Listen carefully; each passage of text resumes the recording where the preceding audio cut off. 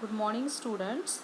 Today I am going to start the last point in this chapter, which is trade credit. The next sources of financing is trade credit.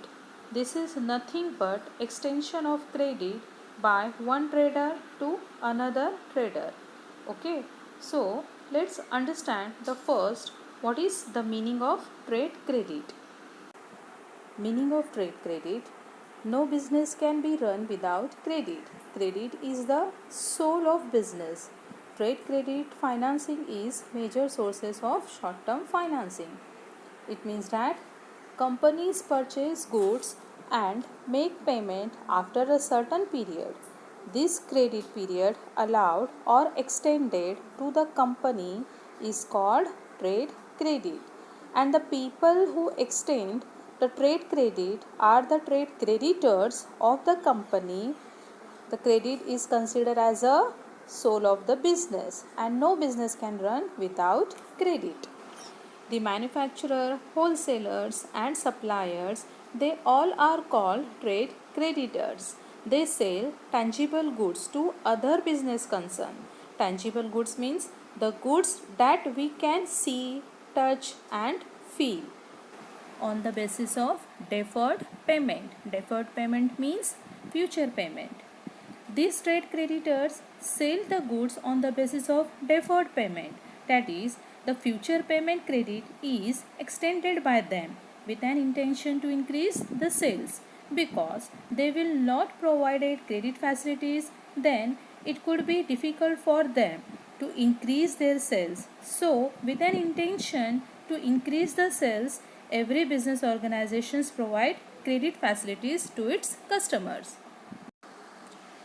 Trade credit is not similar with cash loan.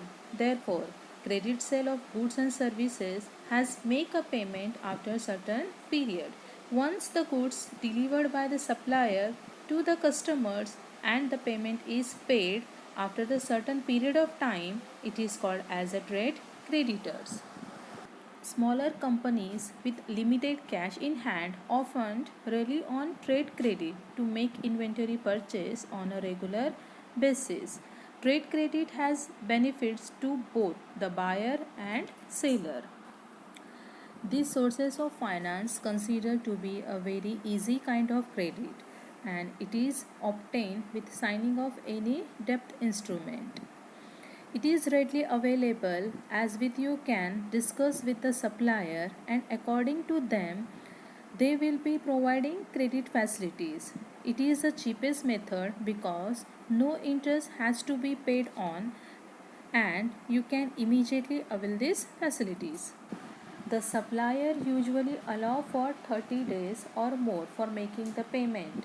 Even the terms of trade credits are not rigid, that is flexible. It can be changed after discussion with the supplier. They can even providing the offer, discount, and bill can be clear within a short period of time, that is 15 days or 10 days, etc. So the supplier and the customers, they discuss among themselves, and the terms of the trade credits can be changed accordingly. So the term of the trade credits are not rigid, that is they are very flexible. For example, trade credit can be considered as a loan from bank. For example, Parle Limited purchase flour on regular basis from flour mill for its famous Parle biscuit.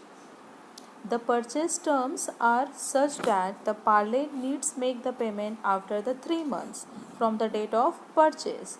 Thus, the outflow of the fund is delayed by the 3 months. The credit offered by the flour mill is called as a trade credit. So, we just finish out with the chapters, and this chapter has three distinguished which are very important and have come in previous board papers. Each difference between carries 4 marks, and we have 10 points for each. You should learn at least 7 points out of those to gain full marks. This chapter has the highest weightage. More questions like justification of answers, short notes, and the long answers also comes from this chapter. So pay more attention toward this chapter.